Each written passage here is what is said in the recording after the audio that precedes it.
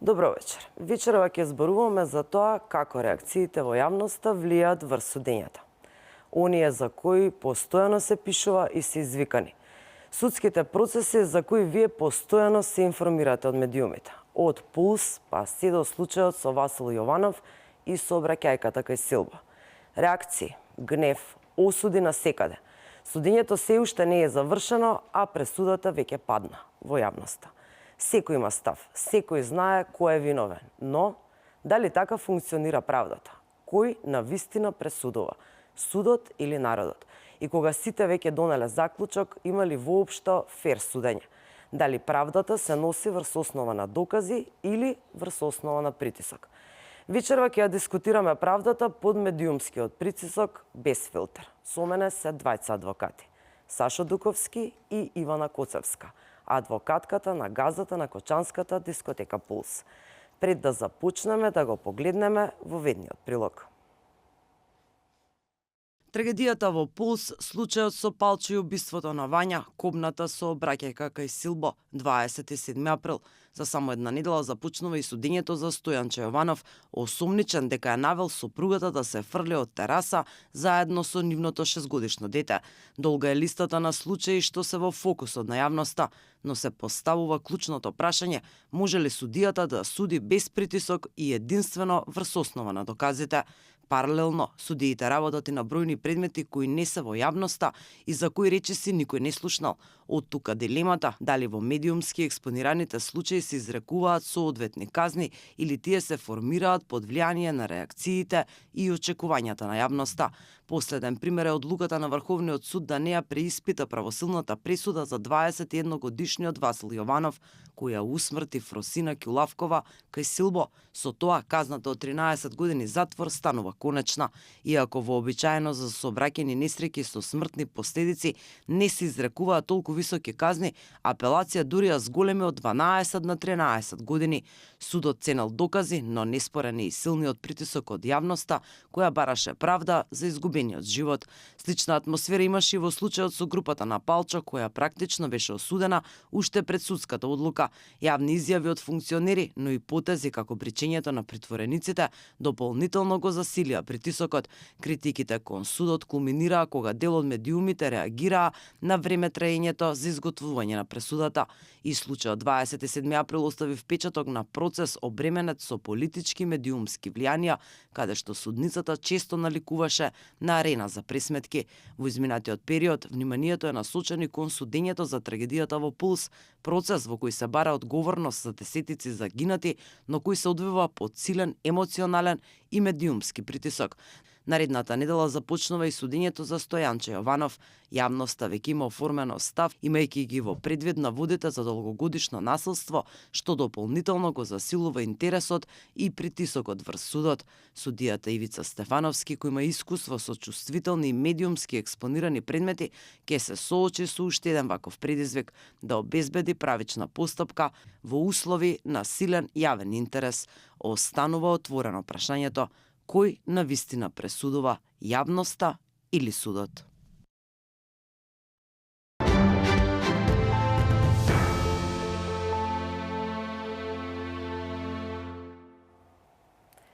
Повторно сме назад во студио, како што најавив и на самиот почеток. Вечерва со мене се двајца адвокати. Едниот од нив е веќе многу добро познат на јавноста. Господинот Сашо Дуковски има застапувано бројно обвинети лица кои што биле дел од медиумски експонирани судски процеси, и адвокатката Ивана Коцевска, која што го застапува прво обвинетиот за трагичниот настан во Кучани, сопственикот на дискотеката Пулс. Добро вечер и за двајцата и ви благодарам. Добро вечер. За вашето. Навистина требаше да се направи ваква емисија со ваков наслов. Одамна.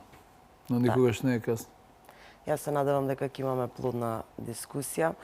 Дуковски, се надевам ќе ја видите джентълмен, ќе дадете простор да започнам со дамата. Апсолутно. Коцевска, вие сте дел од еден судски процес кој што не само изминативе денови, него од самиот старт веќе помина една година, е навистина под лупа на... Под сериозна лупа на јавноста. На јавноста, точно, буквално се објавува буквално за се, па дури и онај онаа атмосфера што може да се почувствува во судница, јавноста има увити во тоа. Од самиот старт, дали е возможно клиентот да добие фер судење со оглед на сите реакции и буквално се што се случи измината година? Пред се ви благодарам на поканата.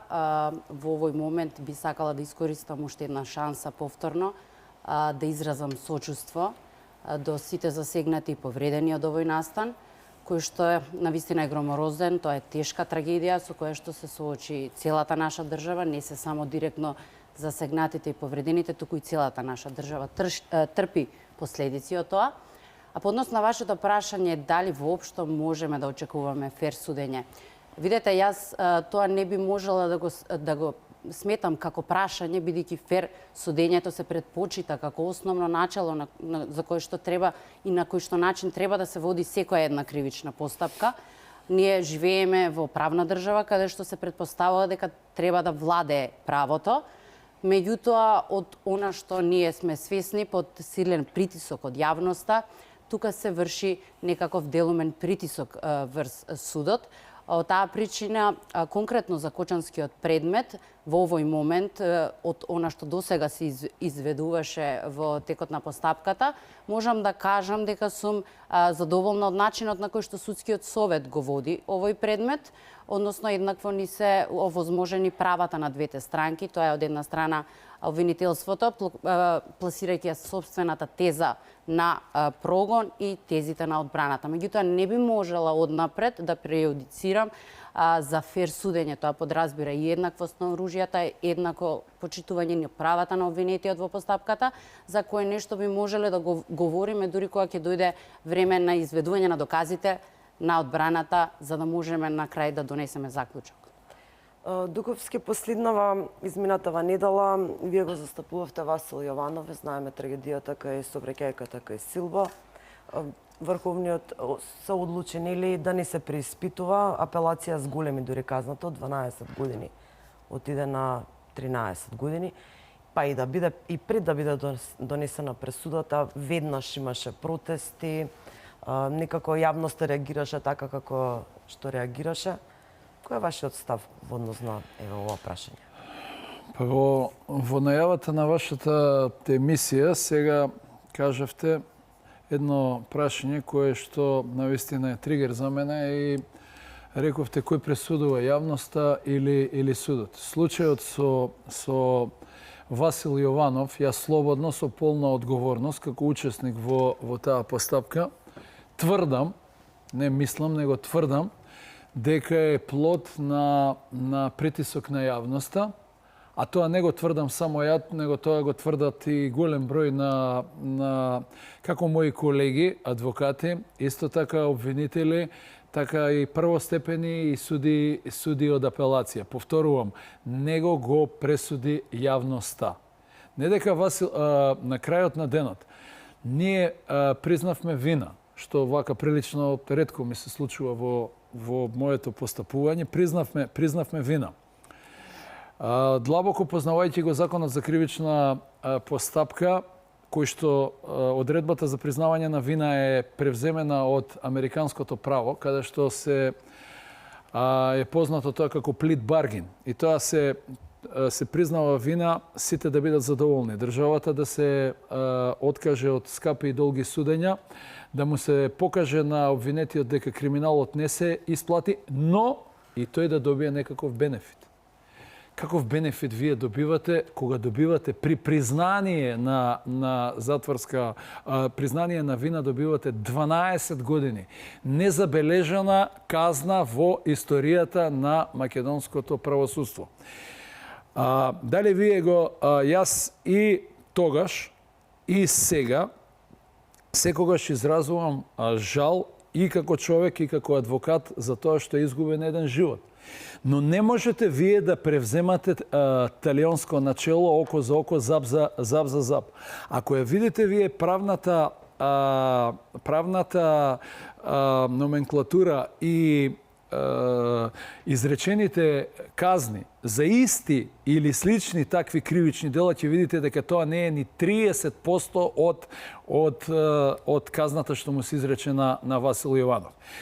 Ова е плод на еден инженеринг кој што беше длабоко осмислен. Почна од семејството на починатата. Вие кога го објавивте прилогот, гледате, не е почнато судењето. Тие носат црни, ја знам сега дека ќе бидам пак предмет на нивно хейтање на социјалните мрежи, но повеќе не ми е гајле, совршено не ми е гајле. Ги гледате дека се уцрни облечени, уцрни мајци и сите пишуваат правда за Фросина. Кој ја носи правдата на Фросина? За Фросина. Судот ја носи. Ако ја носи судот, за каква правда ние се бориме ако не почнало уште судењето? И вие признавате вина, тие ме напаѓаат мене во сред судница, ме пцујат на најбрутален начин, истиот тој загрижен родител што искача. И судијата не мрда со прст, уплашена, при припадници на затворска полиција, не затворска полиција, се извинувам, на судска полиција 20 луѓе, но тие луѓето не можат да реагираат. И он добива по еден инженеринг 12 години. Ништо не беше олеснително земено во тој случај. Јас само ќе ви кажам, 2 години пред тоа, на истото место, само од другата страна на кај Силбо, на другиот пешачки премин, таа заврши, имаше иста таква сообраќајна незгода, заврши со 4 години. Правосилна пресуда од апелационен суд. Сега, имате ситуација, 12 години му давате него, и сега за обвинителот, се малце 12 години, теледиригиран обвинител, кој што слуша нечии нападствија и поднесува жалба. Одиме ние на апелација, секако јас поднесов жалба, и апелација ја зголемува казната од 12 за 1 година. Што постигнувате вие? Каква ресоциализација постигнувате и која е целта на покачувањето на казната од 1 година? Тоа е само... Да, само да ве вратам малце, спомнавте реакцијата на судијата, маичките и така натака. Страф, не реагира ни судска полиција. Не го ведува. Прво, зошто тој страф? Тоа е од нападот на медиумите и второ, на самиот старт рековте и други правници, суди, адвокати, сите колеги се чудат на таа второстепена присуда, а од друга страна велите обвинителот вложува жалба и вели не 12 години. Малку се 12 години, треба повеќе. Па, тоа е еден, како да ви кажам, еден омнибус на врзани садови. Значи, на протестите кои што веќе го пресудија, на оние црвени раце, на шарените демократи кои што искача, мислеа дека нова шарена револуција ќе направат во Македонија, искача на телевизија, па се надоврзаа за тоа, па таткото почна да се заблагодарува на премиерот, на директорот за извршување на санкции, и со тоа се направи еден притисок, таков притисок и на социјалните мрежи, и судијата е човек. Никако не ја оправдувам. Јас сум го кажал тоа, лично сум го кажал. Значи, таа е таму да суди врз основа на докази. Согласно законот на кривична постапка, пресудата се изрекува врз основа на доказите изведени на главната расправа. И се изрекува казна од 12 години. Апелација, одиме на апелација му зголемува за 1 година. При разговор со судиите од апелација, вака, најбрутално, во очи ми беше кажано дека, па што да правиме, јавноста него го пресуди. Јавноста него го пресуди. Недозволиво за судија на апелационен суд. Што сака нека мисли, јас тоа мислење го имам, и јас таму веќе нема да стапнам во апелација, освен ако странката моја не инсистира по некоја јавна седница. Значи, со такво одлучување не се заслужува таму да се стапне. И третата инстанца. Значи, внимавајте, Васил Јованов беше суден и за опојни дроги по член 215. Таму имаше друг бранител, колегата си поднесе исто вонреден правен лек.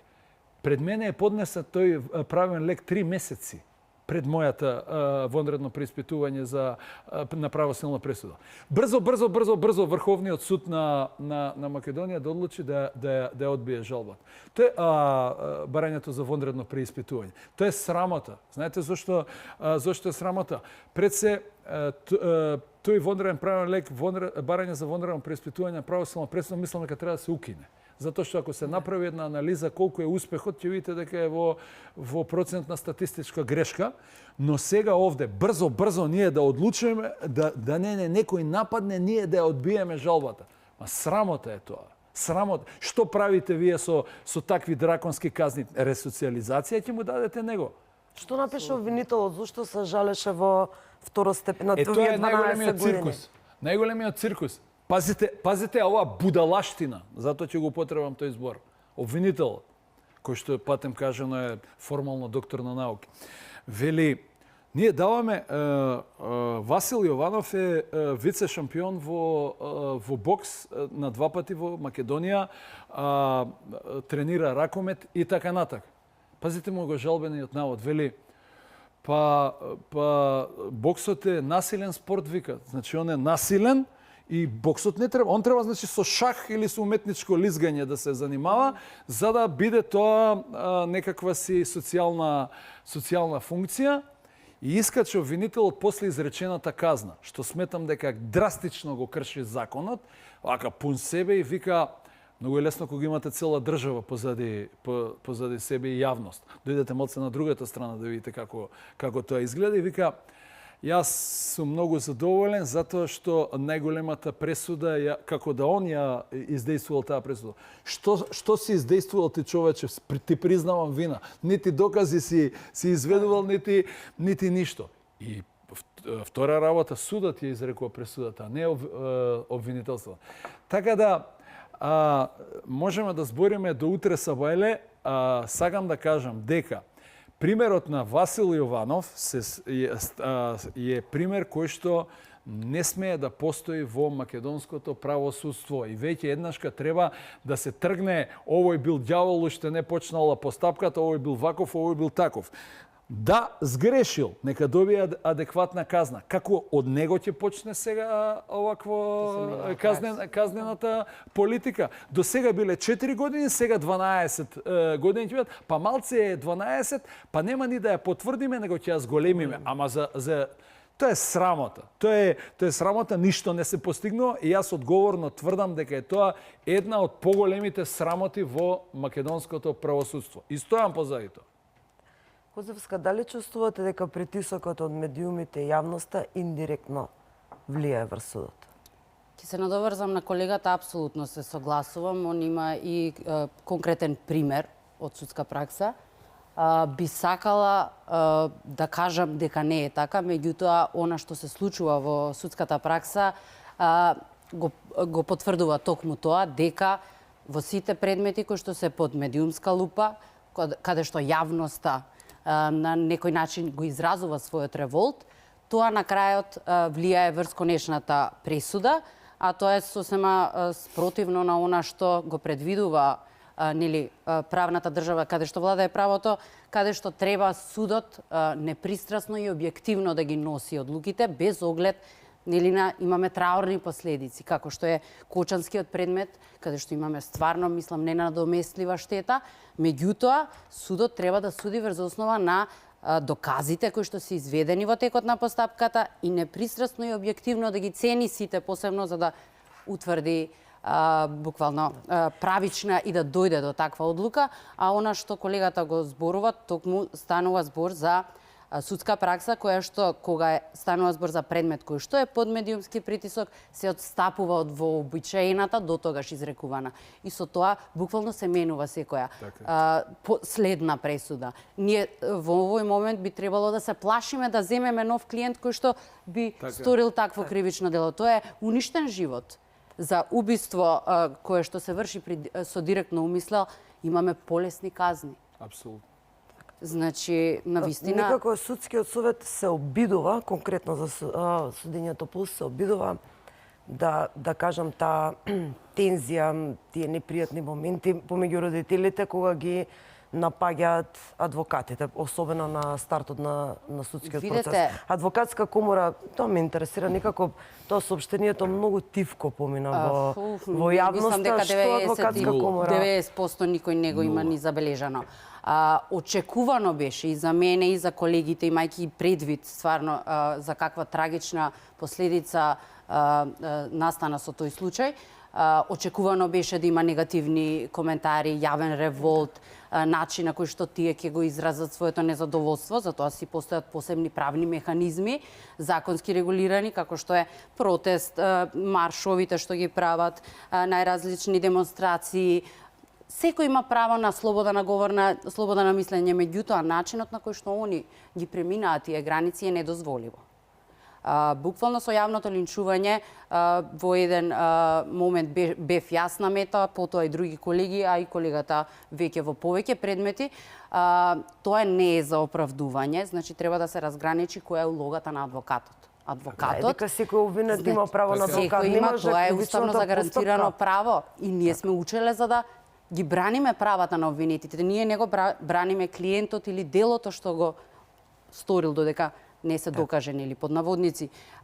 Значи, во таа конотација, тоа не е за оправдување и за тоа адвокатската комора, факт е дека неблагодарно би било да не кажам дека излезе со соопштение и го оспори и го критикуваше таквиот начин на напад на адвокатите. Меѓутоа, тоа не се слушна во јавноста и сметам дека треба сериозно да се превземат засилени механизми, правни механизми, како што би можеле нас адвокатите да не заштитат.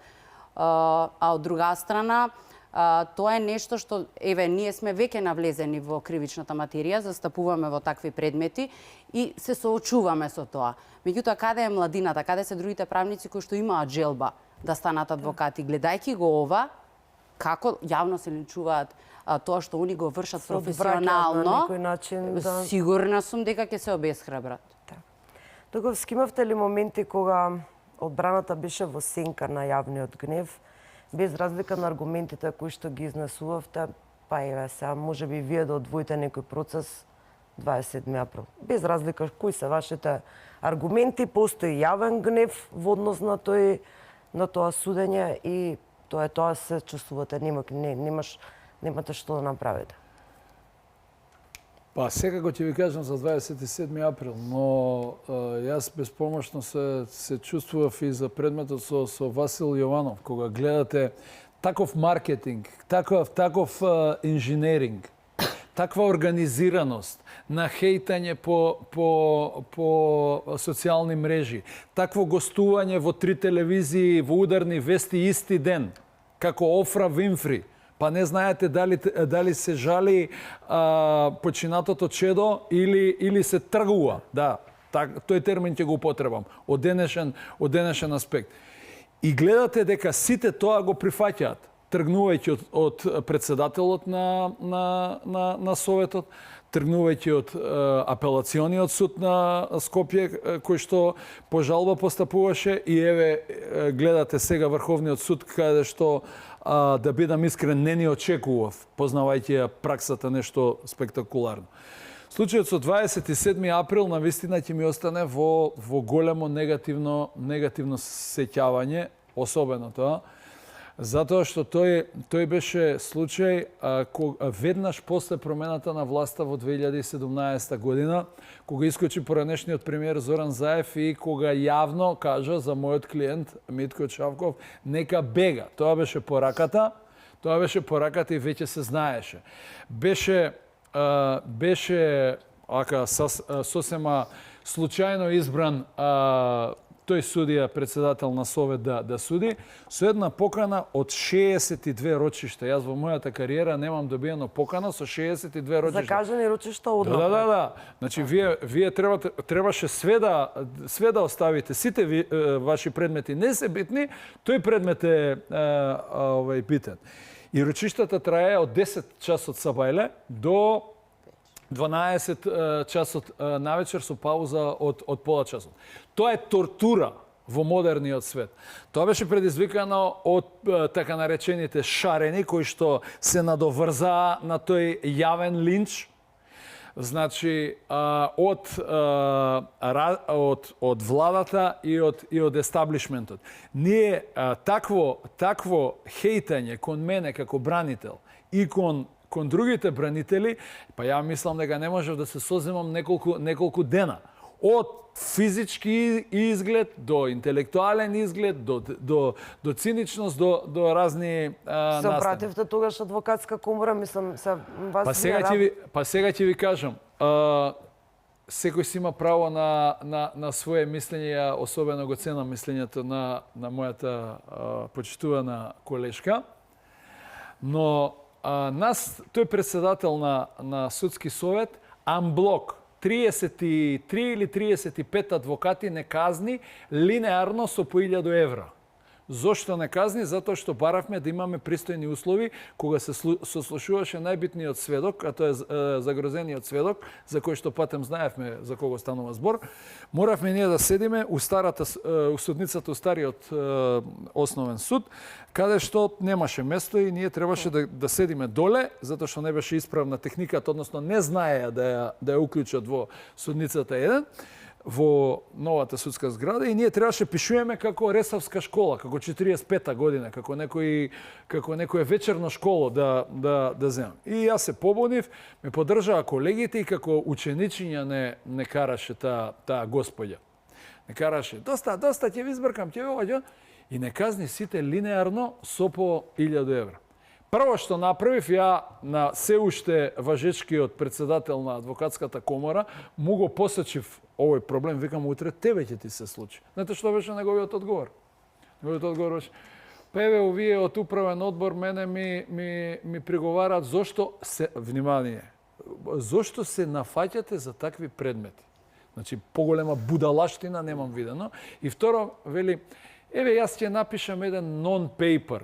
Non-paper ќе напишал до председател. Не треба ти non-paper, струкова организација си, човече, ако ти не ме заштитиш, кој ќе те заштити? Так. Значи, адвокатската комора, 0. Еве, јас тоа го зборам, нека не знам за предметот, како се вика... Произлезе едно сообштение единствено на нивната веб страница, која што буквално не ги менува она што е вообичаено пракса. Јас не сум во тој предмет, не можам да судам како реагирала, но познавајќи го искуството, 0 адвокатската комора. Ова раководство на адвокатската комора сега сака само да не се замерува со никого и да молчи. Тоа е идејата и никого нема заштитено. Обидете се вие на постапување на некој нотар или на извршител да се жалите до комора на извршители или нотарска комора, да видите каков одговор ќе добиете и каква заштита ќе добие, каков ќе добие. А ние сме оставени на ветрометина. Секогаш немој, зошто не коментирај вака, не се замерувај со обвинители. Во мај ќе бира нов председател на адвокатска комора. Мислам дека барем последната информација може би ќе се смени. Да, и ние имаме таква информација. Сега кој ќе биде, мислам дека се кандидирани нешто. Со ново раководство се надевам повеќе ќе ги штити. Од помладите генерации, искрено јас очекувам дека ќе има некаква промена. Двајцата имате искуство и во други предмети. Ивана на самиот старт го споменав дека има и предмети кои што не се медиумски експонирани, јавноста не знае. Сега можеби не убиство, меѓутоа собраќајки кражби. Има и за убиства кои што не се експонирани во јавност. Ете така. Може ли еве некоја паралела?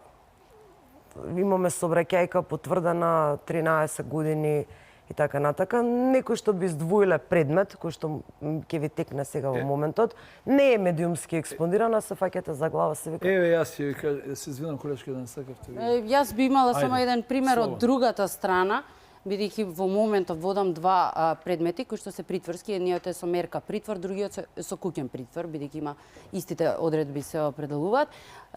Двете постапки се во фаза на истрага. Обвинителството апсолутно нема прибавено ниту еден доказ, а тоа е основот, нели, да постои основа на сомнение за да може да се изрече таква строга мерка, која што во нашата судска пракса не е мерка за обезбедување присуство. Делото? Едното е перење пари, злосторничко здружување, другото дело е за оружје, неовластено држање на оружје. да не навлегувам во тоа што е пронајдено, меѓутоа нема еден доказ кој што ги упатува тие лица кои што се осомничени во овој предмет, дека се инволвирани во настанот. На тој начин, истите тие, бидејќи не се експонирани во јавноста, бараат од мене медиумска подкрепа. Дајте да организираме новинари, да излеземе во јавноста, како би ние можеле да добиеме правда. Зарем? Кој е тој апсурд да се бара правдата преку медиумска заштита, мислејќи дека на тој начин ќе се влијае врз судот? Па и самите обвинети се свесни. Јас многу добар пример даде колешката. Да, многу добар пример. А јас ќе ви дадам два пластични примери. Еве, за сообраќајката. Васил добил прв степен 12 години. Така? Сигурно знаете, има една особа, се вика Викторија Зерзева. Зема на душа можда 2-13 луѓе кои што ги се беа во долгомесечен притвор, наводно ја наведувале, трговија со дете имале и така натака, и давале кокаин и... Во Велес беше? Да, во Велес. Таа е од Градско. Од кога они беа обезбедени, година дена после тоа, во притвор се наоѓаат они. Значи, сега кој дава дрога незе? Пак истите тие од шутка и дава дрога. Она оди на ноќна забава во Кавадарци, враќајќи се, односно во Прилеп, мислам, Прилеп. Враќајќи се на кај Велес, тотално пијана, тотално издрогирана, без дозвола, со туѓо возило, оди на патот Росоман Градско, оди на тој пат, преминува на полна линија на другата спротивна лента, директен судар прави, погинува човек. Немате за нејзе притвор никаков. Веднаш после тоа, таја бега во Германија и сега во моментот по наша потерница се наоѓа во екстрадиционен притвор мислам во Дортмунд, но секако е во Германија. И добива во отсуство. Ете, колешката апсолутно знае. Кога се суди во отсуство, секогаш се изрекува потешка казна. И добива 5 години во отсуство од Кавадаречкиот суд. Ајде сега да ги споредиме двата примера. Васил, кој што соработува, кој што признава вина, кој што е у притвор, завршува со 13 години, она у бегство, без возачка, пијана, дрогирана, друго возило управува, на полна линија оди во спротивен правец, погинува човек, музичар со деца од Велес и така натака, и она поминува со 5 години. Па сега тука кој... Само ова да го разјасним, ова групава што беше сега што се во притвор се луѓето. Не се во притвор, тогаш беа. Тогаш беа во притвор, ама не ми... Во домашен притвор. Да, не се сеќавам на случајот што точно беше, за што беше девојкава. Па дека ја тргувале со незе, постои едно кривично дело, трговија со дете. Тука беше малолетна. Малолетна беше тогаш. Тогаш беше малолетната. Да. Но таа, ако овие биле дилери, а не се дилери, таа е една од најголемите дилери во Македонија и така натака. Сакам да кажам, каде е тука еднаквоство на праксата? 5 години во бегство. Тогаш би требала да е многу повисока. Секогаш кога се во отсуство судење, затоа што имаат право кога ќе се вратат да им се повтори постапката, ги осудуваат многу повеќе. Значи немате таму притвор, исто како вас, немате притвор, имате 5 години во отсуство, бега таја и по наша потерница сега е во екстрадиционен притвор во Германија. Ама на Васил предметот е експонирани под притисок на јавноста, е токму тоа е доказ дека не е... Пластичен пример за пресудување од страна на јавноста, како што ми го кажа и у апелација, јавноста него го пресуди, мислам дека не можам да дадам повеќе од ова. Така? Некако имам впечаток дека вие водите две битки. Едната битка е во судница со аргументи и докази, другата е битка се медиумите.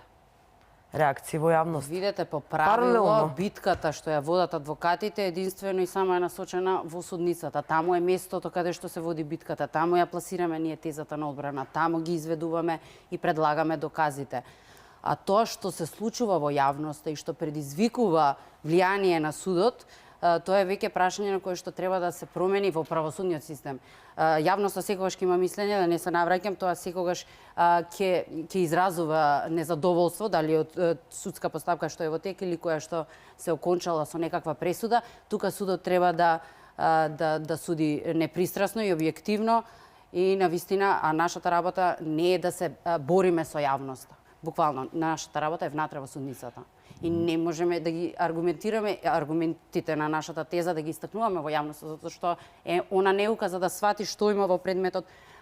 Проблемот тука е, особено што јавноста го има настанот само како последична врска, она што е штетната последица. И они се водат од тоа. Не знаат кои докази се прибавени, какви се околностите врзани со обвинетото лице, дали има докази, на кој начин било сторено делото. Значи, тоа се докази ние што ги имаме на увид. Затоа не треба по правило да водиме борба со јавност. Еве, јас сакам баш во врска со ова кажување, баш пак ќе се вратам за Васил Јованов. Јас имав пресконференција.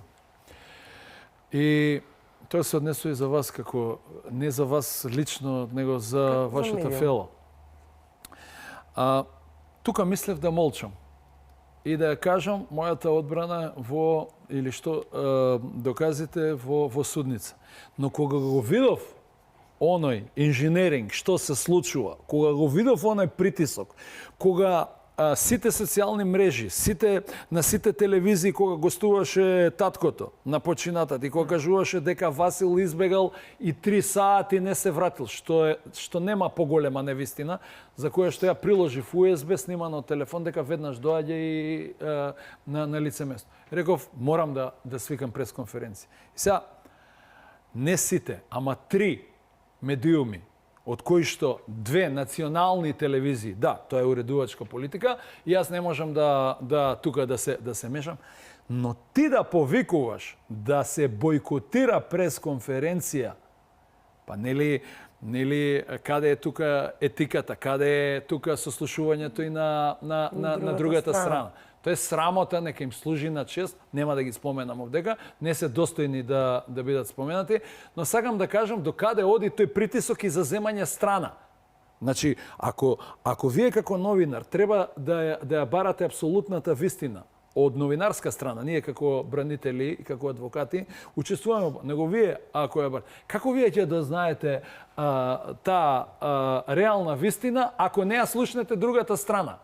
Туку сте само адвокат под наводници на оштетениот. Тоа е бедно и јадно. Некако кога ќе се појави случај или ќе земете клиент, застапувате некој кој што е медиумски експониран и сега на почетокот ме интересира, имате прашање во себе си. Дали се нафаќам да работам предмет кој што ќе биде правно издржан, ќе биде пресудата правно издржана, или ќе треба се водите од она да биде јавно прифатена? Зашто знаеме дека ќе има медиуми, ќе има новинари, ќе има емисии, ќе се зборува, ќе се аргументираат докази, тези, имало докази, немало докази, обвинителот нели на почетокот соопштение, меѓутоа и знае некогаш и ќе даде изјава. И сега правно издржана или медиумски прифатена? И од однапред се знаете, ова е медиум, значи и се знаеме дека пресудата, еве конкретно за Васил Јованов, не знам дали очекувавте дека ќе биде со оглед на тој медиумски притисок дека пресудата ќе биде толку голема. Реално не очекував. Мислев дека пресудата ќе биде нешто повисока од дотогашната судска пракса, но ниво сон после 33 години активна адвокатура не очекував дека при состојба на признание на вина, на искрено каење и на приложување на докази кои што одат во однос на висината на казната во корист на обвинетиот, ни оддалеку не очекува ваква казна. Ваква казна. Ова не е казна, него ова е вендета. Значи ова е одмазда. Она што го реков, талионско начело, око за око, зап за зап. Ова нема врска со правда за Васил Јованов. Нема никаква врска. Нема ни да се постигне ресоциализација во ниту еден случај, мислам. Не, ќе заврши Харвард факултет во затвор и тогаш ќе стане... Не се.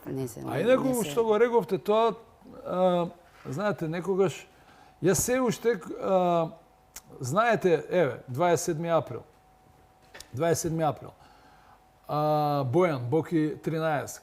Па тоа беа најомразените луѓе во Македонија, неоправдано. И 27 април.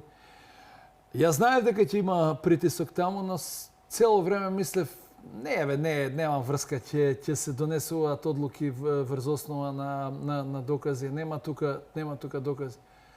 Митко Чавков доби 18 години. 18 години доби, зашто не се јавувал 15 минути, зашто не се јавувал на поранешниот министер за полиција. Каде е умислата за најтешкото дело? Дали може таа правна квалификација да обстане? Е други 20 мовети. За Бојан, фингиран од еден предмет, два прави бившата обвинителка Вилма Русковска. Зошто? За да добие две пресуди. И двата предмета, пазите чудо, се паѓаат кај исти судски совет и за двата предмета добива, пазите чудо, иста казна од по само 9 години затвор. Мислам, срамота е тоа. Тоа е срамота. Кого тие луѓе мислат дека ние не приметуваме или дека не гледаме. Но секогаш ете така, како некаков си оптимист, си викаш, ајде, сега ќе биде овакво борба на докази и сите тие работи. И уште ќе се донесе пресудата врз основа на доказите изведени на главната расправа. Боже пази. Ајде видете го сега, максимално коректно беше воден во прв степен предметот Дурмотурс, да речем. И таму сум учествувал. Максимално коректно, иако имаше неверојатен притисок од јавноста и од оштетените. Па тогашен вице-премиер се обраќа до трета власт, судска власт, и пишува до каде ви е предметот. Господа чува. Зборуваме за Артан Грубе, така? Да. И сега заврши со првостепена пресуда. Како заврши? Видете апелација. Апелација на првообвинетиот. Не сум го бранил ја на првообвинет. На сите им ја зголеми казната линеарно по 2 години. Линеарно. На првообвинетиот од 4 години ја зголеми 150%. И му изрече 10 години. Тоа е правда. При тоа имаше супер вештачење. Изгледа тоа е само единствениот случај во Македонија каде што не се прифаќа супервештачењето. Супервештачењето велеше, кога имате две спротивни вештачења, со еден супервештачење. Беше од Бирото за судски вештачења. Вели дека исклучива вина за настапување на сообраќајката е неусогласената брзина и невнимание на возачот и никој друг. Не го прифати тоа првостепениот суд, апелација го зголеми и изрече казна затвор таква какво што. Ете тоа ви е притисок на јавноста. Секоја година имаше маршеви од Гостивар до селото каде што Ласкарци, каде што се случи. Тоа ви се тие пресуди за што зборим. Куцевска, што е најголемиот предизвик да се брани клиент кој што однапред е перцепиран како виновник? Видете, јас на тоа прашање не би сакала, јас првично не го гледам клиентот така, не би ни сакала истиот да се чувствува однапред осуден, иако еве во конкретниот... Однапред перцепиран како... Перцепиран, да. Чувство, виновник. они добиваат чувство дека се однапред осудени. Тоа е директна повреда на основното начало на пресумпција на невиност. Ниту еден човек не смее да се третира за виновен додека не се утврди тоа со правосилна судска одлука. А токму во ваквите предмети се добива таквото чувство. Секој еден го вперува со прстот како да он веќе е осуден, па дури доживотно. Тука е проблемот од една страна почитувањето на ова начало и во текот на судската постапка многу често се злоупотребува и повредува. Ја во секој еден предмет го воочувам тоа, дали било во предистрага, во истрага или во текот на постапката, јавното изнесување на личните податоци на осомничените во предистрага, тоа е повреда на тоа начало, а во нашите предмети се дозволува дури и оние од високата институција на обвинителството, кои што фактички треба професионално да ја вршат својата должност и токму они да го почитуваат тоа начело го злоупотребуваат. Значи не може вие да покренете предистражна постапка кога треба да прибавувате докази и да произлезе од нив дали има сомнение за сторено кривично дело, однапред да ги изнесувате во јавноста податоците на осомничените. Па не само директно врз нив личен интегритет, достоинство, све и чест, меѓутоа се удира и врз целото семејство нивно. И што ако утре не се покрене постапка? Имаме еден тон такви случаеви. А од друга страна, покрај тоа што се злоупотребува и повредува ова начело во текот на судската постапка, тоа го прават токму и новинарите. Новинарите, согласно Законот за новинарство и Кодексот на етика, значи, да, точно е дека имаат право на слобода на говор, слобода на примање, на пренесување на информации. Меѓутоа, точно е предвидено дека таа информација треба претходно да биде проверена за да биде пуштена во етерот. Они очигледно е заради тоа што ги црпат токму оние информации кои што можеби и се не се точни, не се во целост вистинити, само заради гледаност и читаност на јавноста. Тие информации, доколку ние ги пласираме внатре во судницата, не се правно издржани. И се добива некоја нецелосна и магловита слика за реалната фактичка состојба во одреден случај. Затоа јас јавно апелирам до новинарите, бидејќи тоа го зборувам токму искуствено од овој предмет. Можеби претходно другите предмети кои што ги воделе колеги, ќе го слушнам тоа и ќе поверувам. Со едно читање, со второ читање се создава мислење, се шири, јавноста веќе гради некакво мислење. Во предметов, гледајќи, бидејќи континуирано е под масовен притисок, континуирано се зборува за тој предмет, воочив дека многу од изнесените информации не се точни.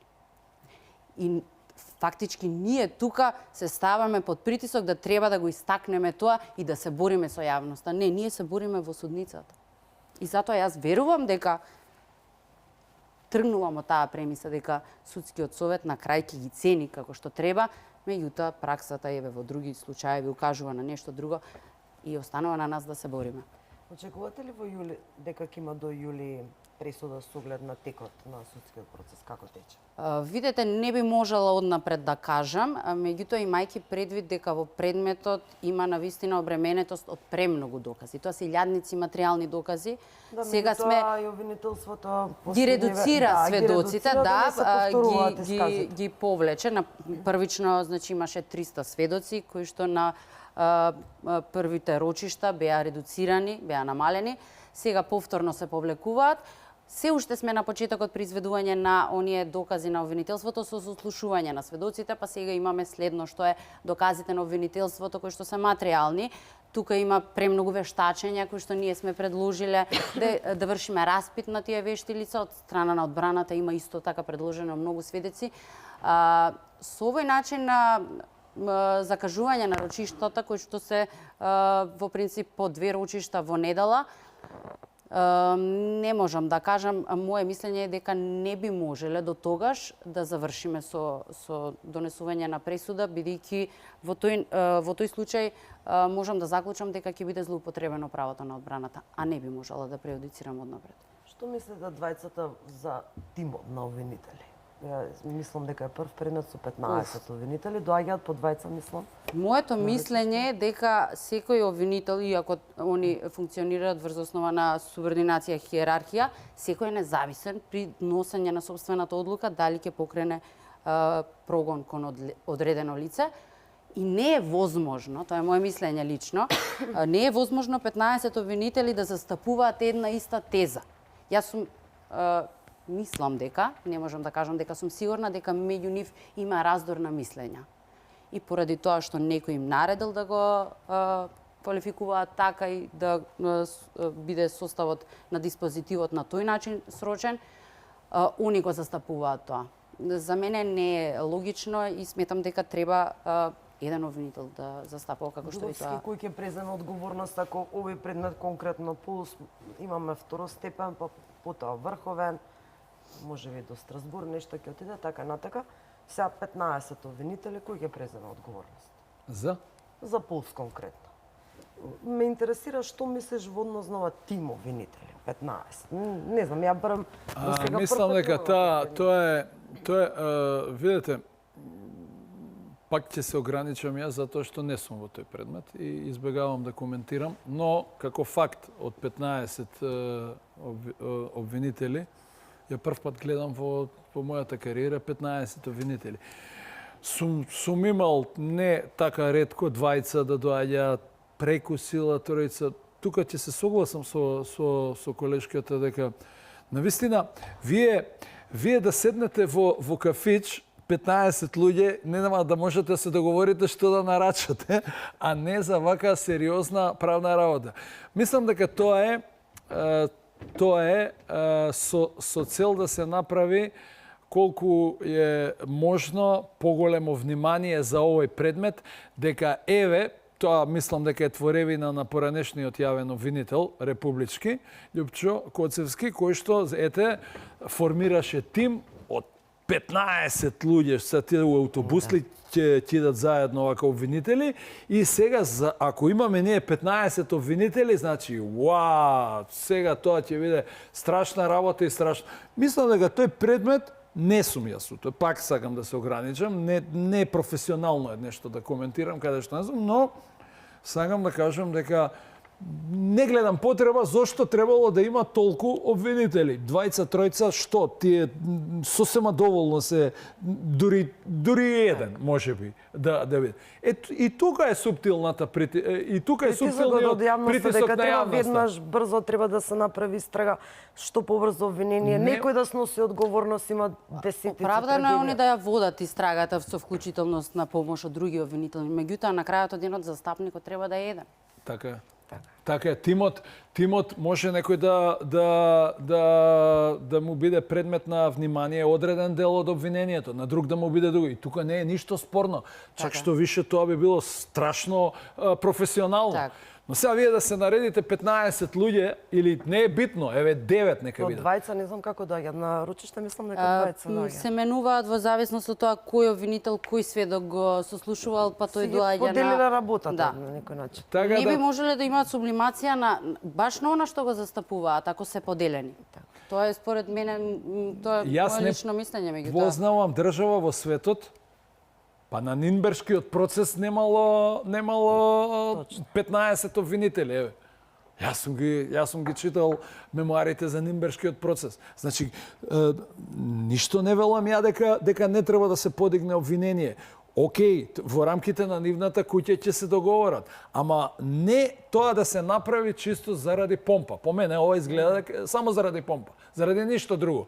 Се снимаше јавниот обвинител, позади него 15 обвинители, 20, кој од Кочани, кој од Скопје, кој од Више, кој од... и така натака.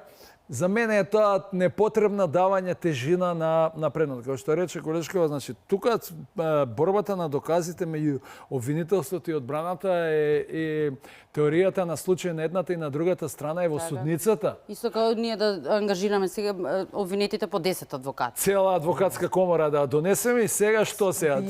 На количина ќе идеме, на квантитет, мислам. Би имале нормално спротивставени мислења. На самиот крај би ве прашала, морам, ова е актуелно, господинот Ненад Савевски, кривичар, предпоставам го знаете како ваш колега од судот, сте работеле предмети, стана државен обвинител. Кои се вашите очекувања од него? Имаме, знаете, како поделени ставови. Дел од јавноста бара да се расчисти со бонусите на СЈО, знаеме дека таму веќе има и второобвинителска одлука. Бара со статуци од СЈО да се расчисти, конкретно Ленче Ристовска постапува талер 1, талер 2 предметот. Што мислите што ќе направи? Јас би можела во овој случај само да му честитам и да му посакам успех, со оглед да го познаваме како судечки судија од областа на организираниот криминал, каде што сме имали искуство да ги води предметите кои што сме ги застапувале. Го сметам за професионалец и стручен, кој што одлучувал согласно законот, па останува да видиме какви промени би направил, а промени во обвинителството навистина се потребни. Туковски? Јас исто го познавам и сум застапувал со тоа што јас би додал дека сегашниот државен јавен обвинител не му е страна и јавна обвинителската функција, затоа што јас сум застапувал предмети каде што он бил јавен обвинител во основното јавно обвинителство, па потоа бил судија на претходна постапка, па сега е судија на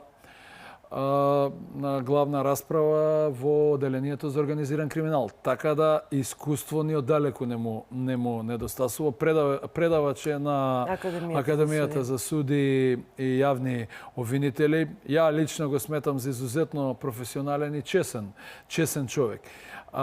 Секако дека, знаете што, по мене, он е небо и земја во однос на поранешните два обвинители, Љупчо Коцевски, поранешниот, кој што во својата кариера има рипнато едно скалило и од адвокат има отидено во више обвинителство. Значи, тој човек во више обвинителство во гостива.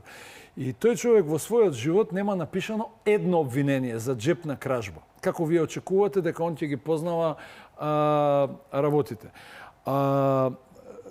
И соодветно ќе постапува. Он беше поставен таму да биде маша. Истото тоа би го рекол за тој пред него.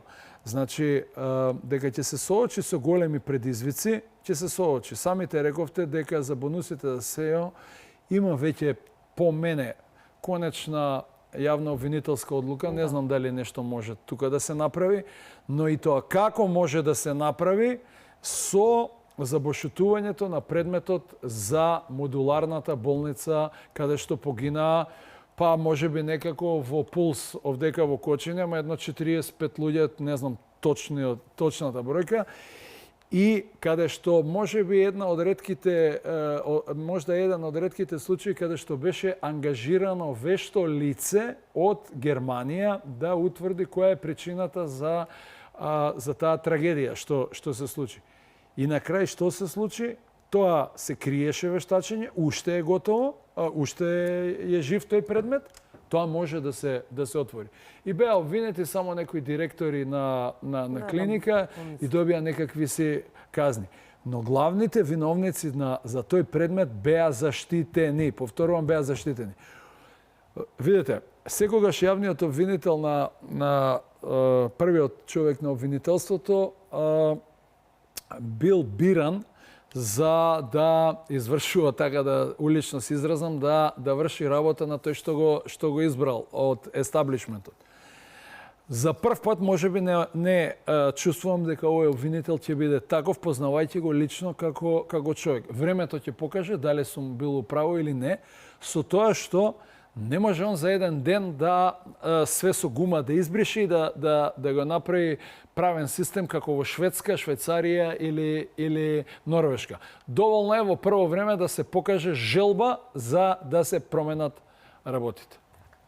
Благодарам на двајцата за учеството во емисијата. Почитувани, се надевам дека го задржавме вашето внимание. Се гледаме наредниот понеделник во ист термин со нова тема и нови гости. До тогаш, останете со Алфа.